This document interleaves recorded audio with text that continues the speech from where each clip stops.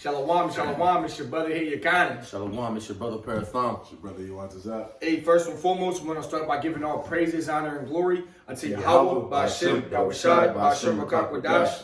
Double honors to the elders and apostles of Great Millstone who rule well and have taught us this truth. And salutations out there to the hopeful elect, the brothers that are putting this work diligently, sincerely, and truthfully. To you, we say shalom. Shalom. Today's lesson is just going to be, about the milk and how important that milk is. All right, the milk, meaning, the beginning stages, the basic knowledge of coming into this truth and how important it is, and how the scriptures talk about how never really weaning away from that milk, man. All right, because you can never really get enough milk, man. All right, 1 Peter 2:2. As newborn babies, desire the sincere milk of the word, that ye may grow thereby.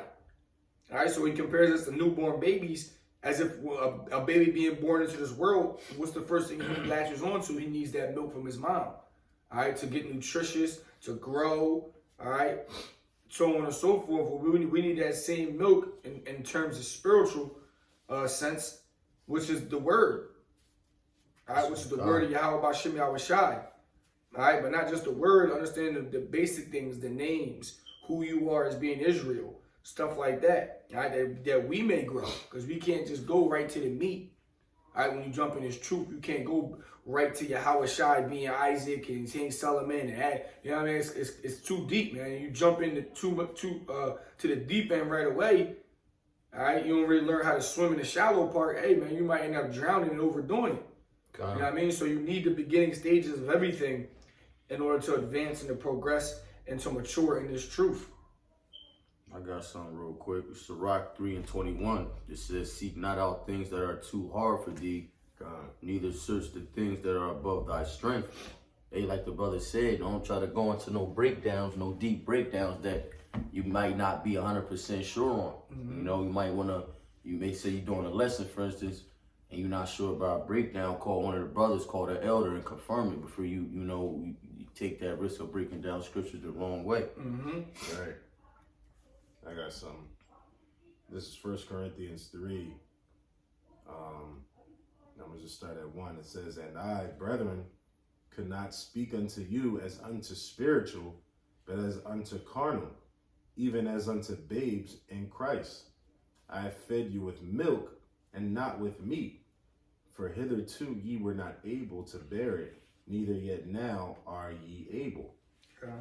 So it's like like the brothers were saying, the milk is important because it sets the basis of it helps you to grow in order to so that you can get to the point of being able to handle the meat of the scriptures. A lot of times we refer to the milk as the feel good scriptures and things like that. But the word tells you that it's going to be sweet to the taste and bitter to the stomach. Mm-hmm. So that sweet to the taste always comes first. You put it in your mouth before it digests to your stomach, right? So you're going to feel that, and that's the part that draws you in and builds up your faith to be able to handle the bitterness when it comes to your stomach. When it comes to, the scriptures speak about, maybe some of your desires that are wicked and you got to get away from that. Or, some things that you're involved in that's harder for you to deal with. You know what I'm saying? The reason why you can deal with that is because you had a diet of straight milk from the rib. Mm-hmm. And so that in itself is like it's an indicator of where you are in this thing, man. Because at the end of the day, the milk still sustains, people like the elders. Mm-hmm. Because it's the basis. It's the foundation. God. Hebrews 5:12. For the time you ought to be teachers, ye have need that one teach you again, which be the first principles of the oracles of Yahweh, and are become such as have need of milk and not of strong meat. All right, and scriptures say in Acts, I want to say 8:31, we got to learn this truth. How can we learn it if it be by a man? All right, roughly paraphrasing. All right, with Philip, he came up and sat with Philip, and Philip was basically saying, somebody can go get it real quick. I want to say Acts 8:31.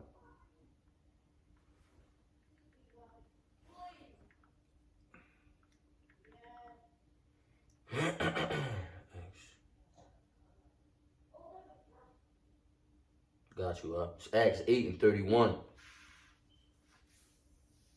I'm going to hit 30 for giving some context. Acts 8:30, it says, and Philip ran thither to him and heard him and read the prophet Isaiah and said, understandest thou what thou readest? And he said, how can I, except some man should guide me? And he desired Philip that he would come and sit with him. There you have it. Some man should guide me. And those men that are guiding us to this milk is the men of the Lord, the elders and apostles, first and foremost, a great millstone on down. All right, because we need that milk in order to keep continuing to grow and to gain more knowledge and to prosper. Okay. For everyone that useth milk is unskillful in the word of righteousness, for he is a babe. But strong meat belongeth to them that are of full age, even those who by reason of use have their senses exercised to discern both good and evil.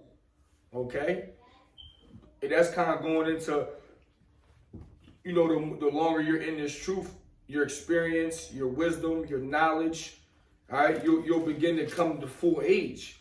Not really meaning an exact number on your physical age, like 30, 40, 50, 60, 70, whatever. All right, because there can be brothers that come in this truth at 40 years old and only been doing the work for a few years. And there can be brothers that came in this truth at 18, 19, 20 and been doing this truth for 5, 10, 15 plus years.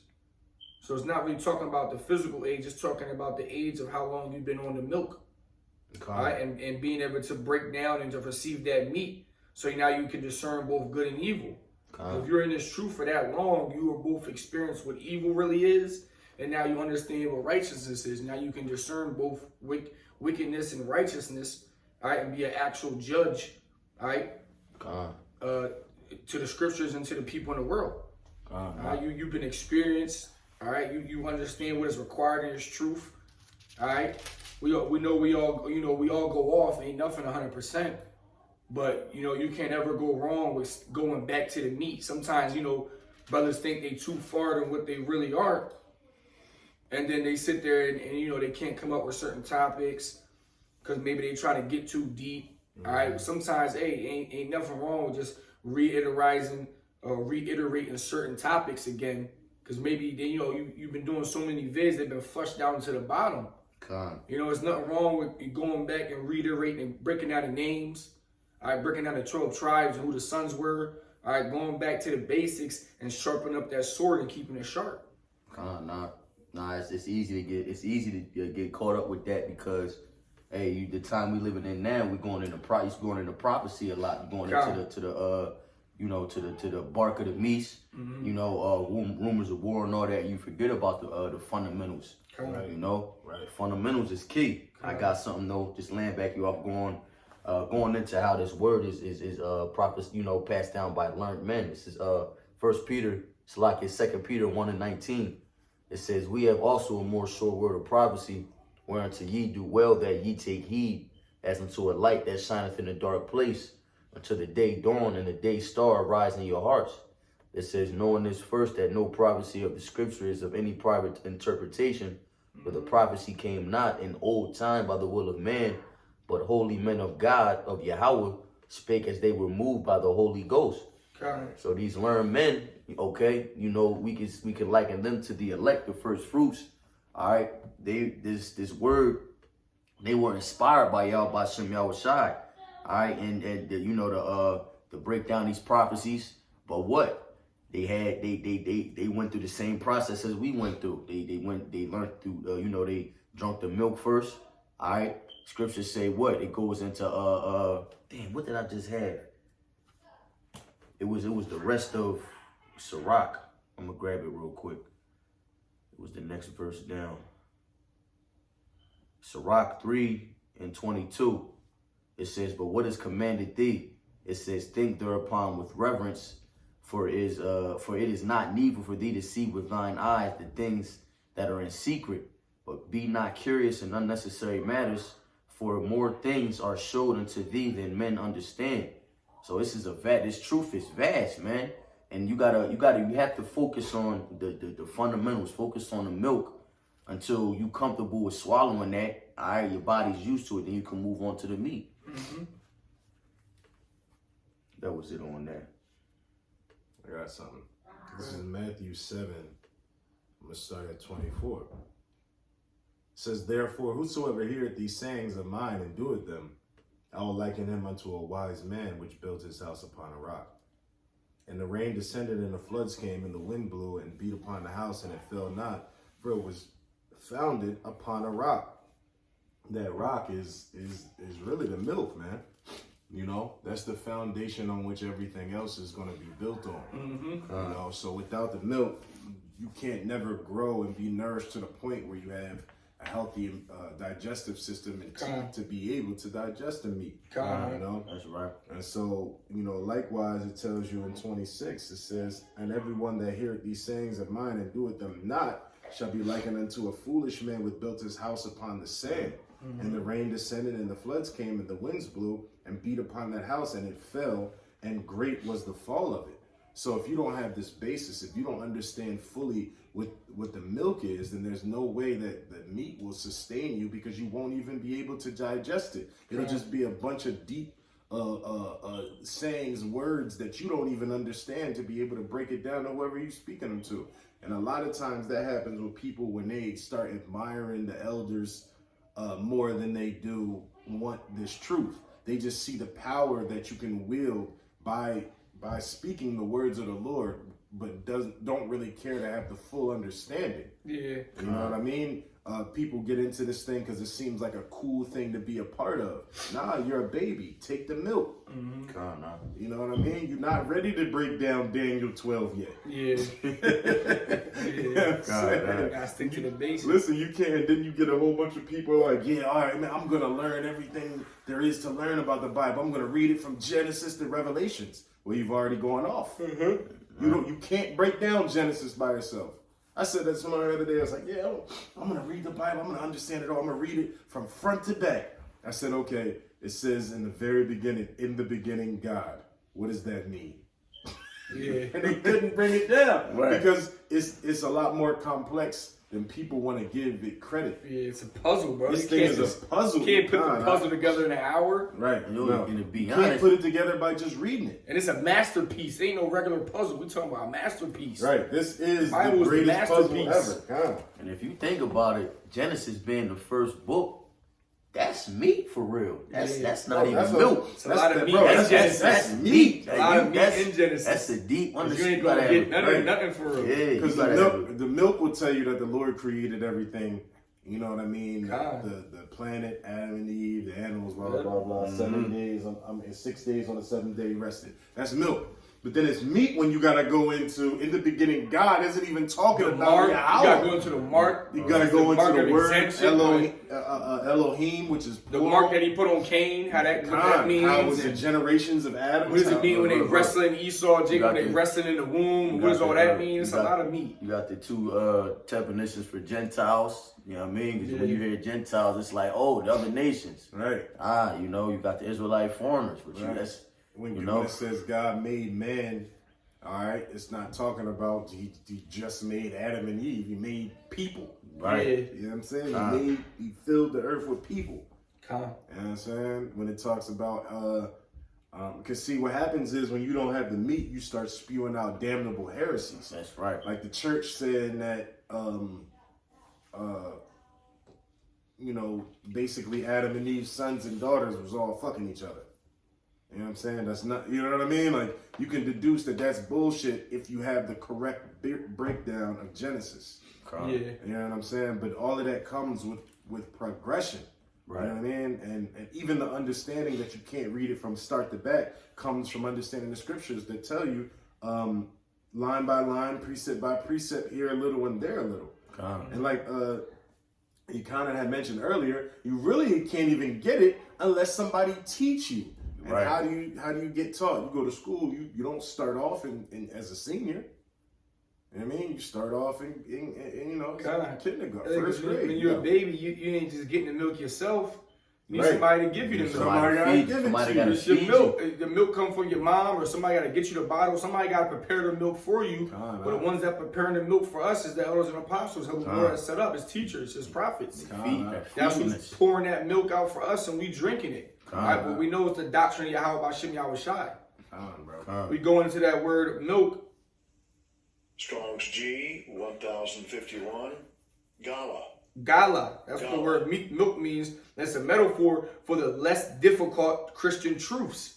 Ooh, there it is. So there you have it. All right, it's the less difficult of truths to understand. Right. And this is what we're talking about. There's nothing wrong with staying, because people want to get, sometimes they want to get too deep instead of just staying one deep.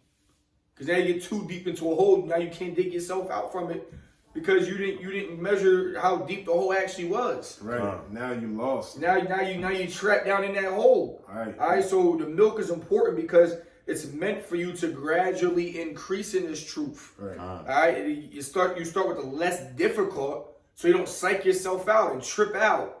All right. And it's a lot of basic stuff you can learn. Right. All right. There's no point in jumping into the meat, all right, without drinking a lot of milk. But you can also overdo the milk too by trying to just learn too much of it at once. Right. Especially when you first coming into this truth, you got to kind of drink a bottle, relax a little bit, drink a bottle, relax a little bit. Yeah, Right. read up on some knowledge, all right, and relax and read up, because too much studying it will give you, weariness, and it'll bug you out in the beginning stages, man. Right. Because you unlearning a whole bunch of lies, you learning a whole bunch of new knowledge, you can't really keep up with it, you can't really comprehend it. Right. That's why the scriptures say, read, hear a little, there a little.